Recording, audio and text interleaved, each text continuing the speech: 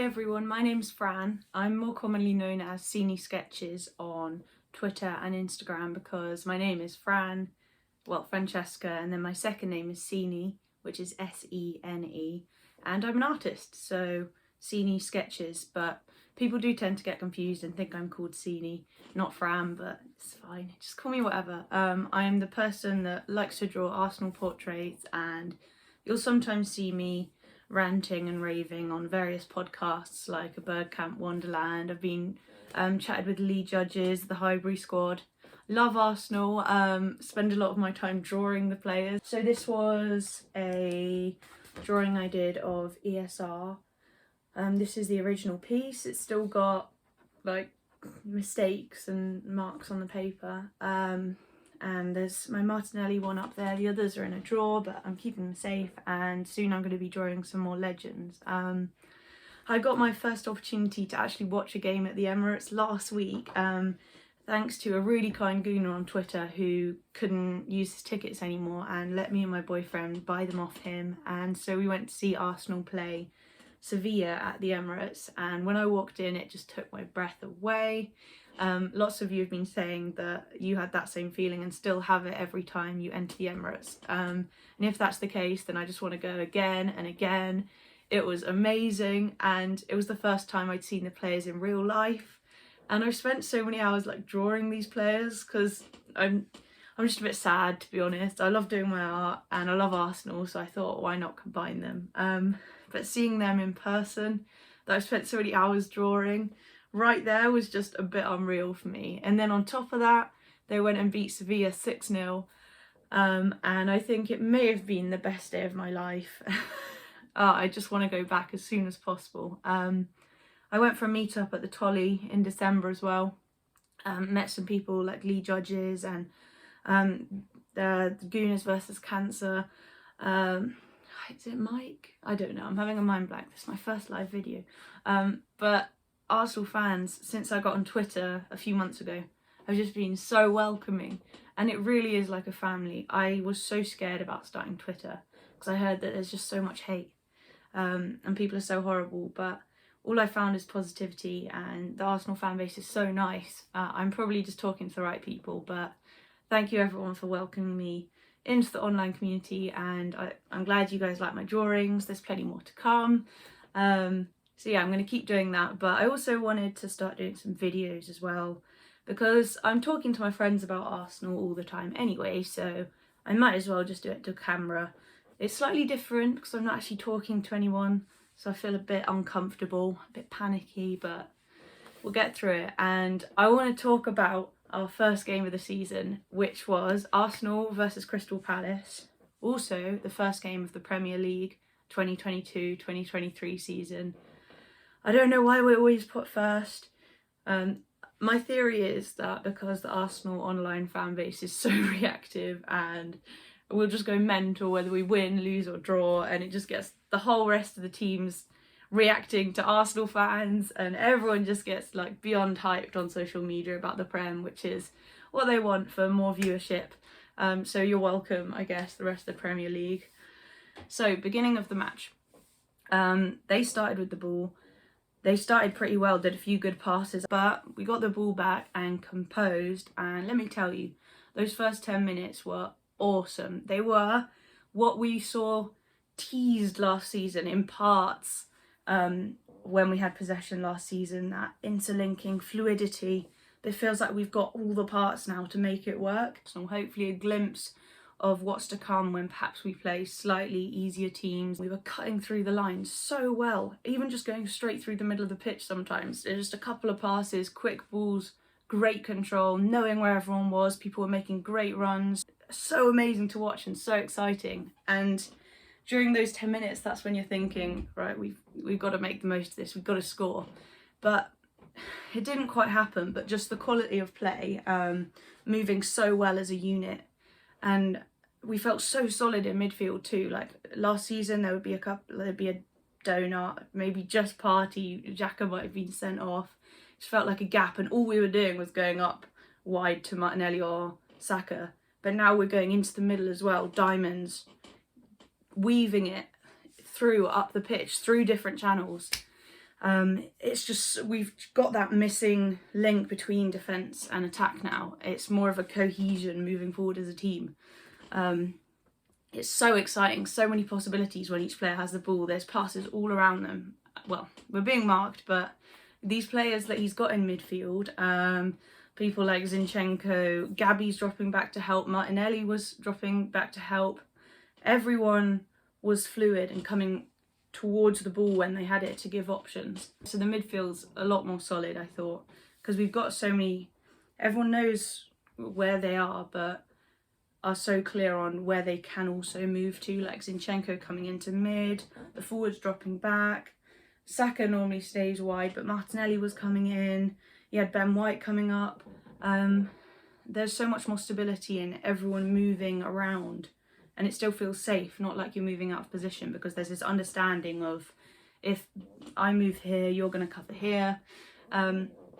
Just such great chemistry amongst the team, and I think that when other teams today were watching, hoping that Arsenal would screw up on the first day of the season, seeing that first, especially 10 minutes, would have scared them, I think, because we look really dangerous. And not just because, like, oh, we've brought in a few massive marquee signings. They've been clever signings that you can really see have developed on from what was suggestions of what could be last season. So now this is actually what it looks like, and I don't know how to describe it. It's almost Barcelona style tiki-taka, but a bit less rigid because everyone's moving around so much. But they still know where they're supposed to be. So it's only the first game of the season, but with the All or Nothing documentary, I am starting to see what people may think about Arteta, how he may be a tactical genius. But the proof's in the pudding. I'm a bit of a skeptic, but seeing that play was electrifying. As I say though, it was only that solid for about the first 10 minutes. And then it got to a point where Crystal Palace got a bit of a foothold in the game. And that's when I was really thinking, okay, can we hold our nerve here? I know we didn't take advantage of those first 10 minutes and we didn't score, but in many seasons before, we've seen it happen too many times where we don't take advantage of that fast start, and then the other team build and inevitably they score, and then we just lose our heads and we probably end up losing. So for me, it was whether we could stay calm after those first great 10-15 minutes and just defend and stay calm. And to my relief, we did. Crystal Palace started testing us. They were being so physical. And what I noticed especially we did really well was being the bigger team, not going down on the floor and diving until Xhaka dived. But it's Xhaka, come on. He's going to do something in a game. We love him. We love him for it. Keeps us on the edge of our seats, you know. But we weren't being dramatic. We were just getting straight up, continuing the game, not letting them rattle us, at least for the first half. And we got the ball back, just kept on picking out those channels, chasing, it was professional. It was professional play. And Arteta had probably said to them, you know, like, we'll start well and they may well get a foothold back into the game, and prepared them for that eventuality.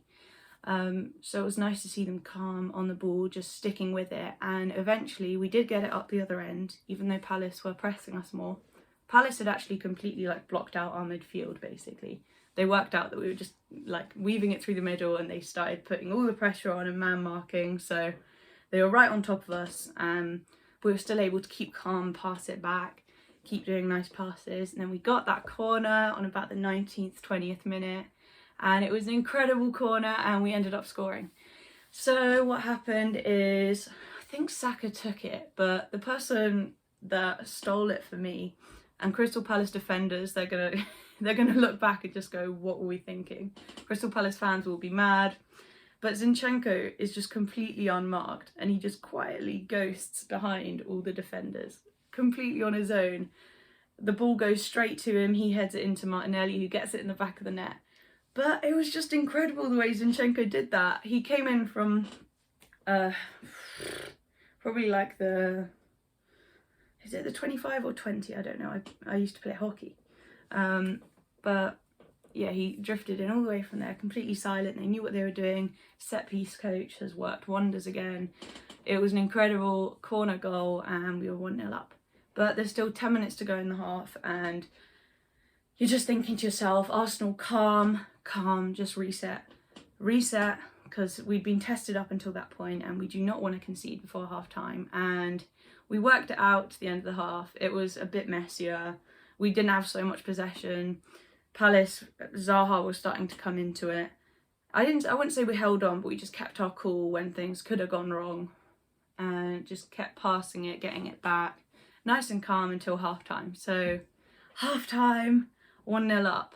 As I said, it was an incredible start to the first half. We saw some amazing technical football, but amazing technical football doesn't make a good team. You have to be able to win and not concede when the other team get a bit better or you guys start losing your cool a bit. It's those tougher moments that really define whether you're a good team or not. Can you play ugly and still win? And that's what we were going to find out in the second half. So the second half, that was the most nervous second half, because Palace came out ready to get that equaliser, okay? And they pinned us back in our half for most of it. Rambo, okay, so the first half, Rambo had made a couple of errors. Gabriel had freaked out a bit. They'd almost scored an own goal. But it seemed that scared Rambo in the first half. And so second half, he was focused as hell and he made some incredible saves. He was a close, aside from a couple of mistakes, he made some incredible saves. Close contender for man of the match for me, but I'm biased because I'm a football goalkeeper. But he pulled out some amazing reaction saves, especially that one that came in from about 6 yards in, and it was just a reaction save and he flicked it around the post. Incredible. He's a great shot stopper. I love him. Anyway, so Rambo makes some great saves in the second half, and Saliba also saves the day a number of times, which is great, but it also shows just how on the back foot we were, that it was taking incredible tackles from Saliba and some great saves from Rambo that they wouldn't equalise. I think Crystal Palace will feel quite annoyed that they didn't get the equaliser because they were so on top for such long periods of the second half. We were just doing our best to clear it and keep it out of our goal, which is credit in itself, really, isn't it? Xhaka came right back to help out. We really sacrificed attacking up that right side of the pitch because we knew Zaha was a threat, and so Xhaka had to come back and help out because Zaha was on fire. He's so good. But yeah, that's just showing how we had different plans to adapt. Xhaka would come back and help, and then we just try and go up the left, which is kind of what happened more in the second half. But the majority of the second half, we were pinned back. But still, we did not lose our heads. There were hairy moments. We got a couple of yellow cards, but there was no reds. Xhaka already got a yellow. And we did keep our cool, even though it was a super nervous 1-0 lead. Honestly, my heart was beating out of my chest. Palace also started doing this thing. They knew we were pretty well covered midfield wise, and we had lots of players there, which is a nice change.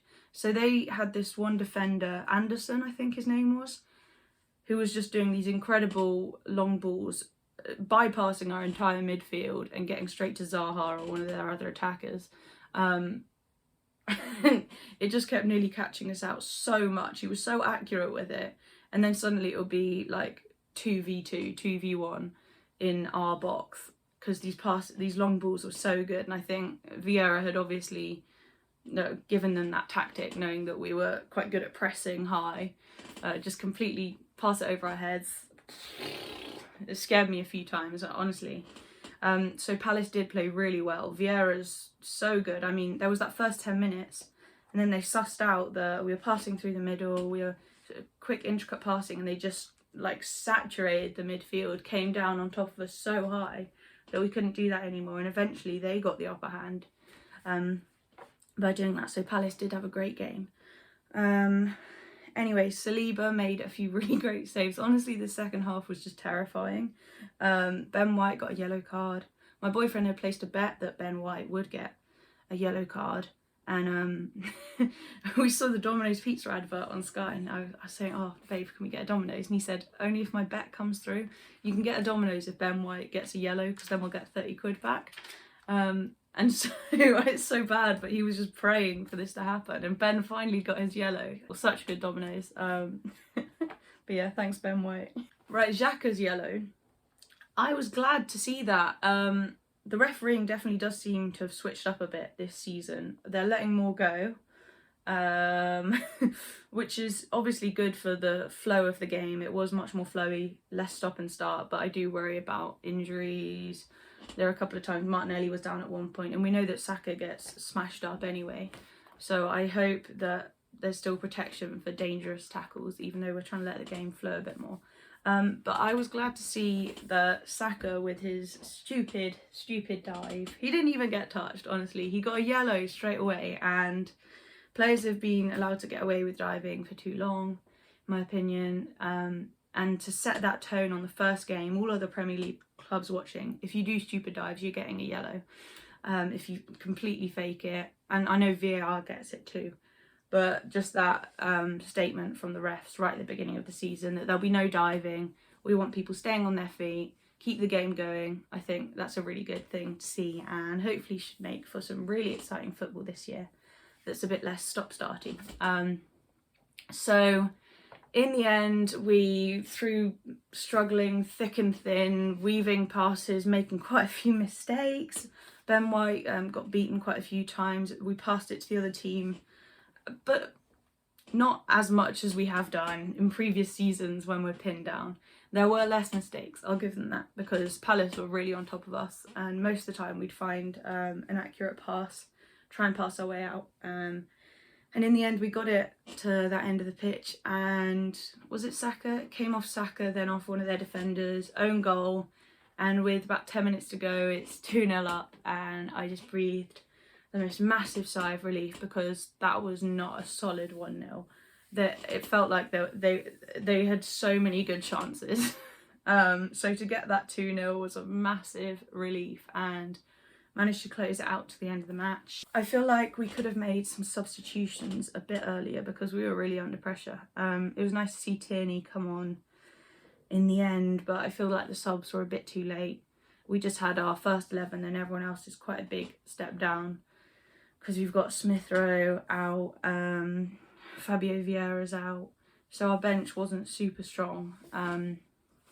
So I feel it would be nice to get a couple more players for when we need a change of tactic. Like, we've got really solid, reliable bench players, but not too many impact subs, which, yeah, we do need, especially with the 5 sub rule and Europa League. We need players that are actually going to raise our level if we're not doing so well, rather than just not concede goals type of thing. So hopefully we can get another 1 or 2 signings in, but I could not be more pleased and excited by the signings that we've got. Saliba, as I said, he is monumental, he's a beast. Zinchenko is so technical, and Gabriel just looks to be the full package at the moment. He's super physical, super skillful with the ball, great dribbler. Honestly, that goal he nearly scored today, tackled, like dribbled around 3 men from about the halfway line. Odegaard didn't have the best game, but with new captaincy, there are a couple of sitters. He should have shot. He doesn't seem to have that hunger for scoring goals like strikers have, and that's understandable because he's not an out-and-out number 9, but he needs to just be a bit more ruthless around goal, take shots earlier, because he does get himself in good positions. But he seems stronger, he's bulked up a bit, Odegaard, and he was silky smooth as per. Had quite a quiet game, but he does tend to do a lot of his work in the background. Yeah, Partey played okay. He made a few mistakes toward the end, but no one really stood out as having a stinker. However, Saliba, Gabriel, Saka was a bit more defensive. They had incredible games. Zinchenko did too. Rambo made some stunning saves. And yeah, we finish that game, first game of the season, having won 2-0, 3 points on the board, we can now sit back, relax and enjoy watching the rest of the teams fight it out. I had Saliba on my fantasy Prem team, so that was pretty good, and Rambo. Should have had Zinchenko though, he did really well.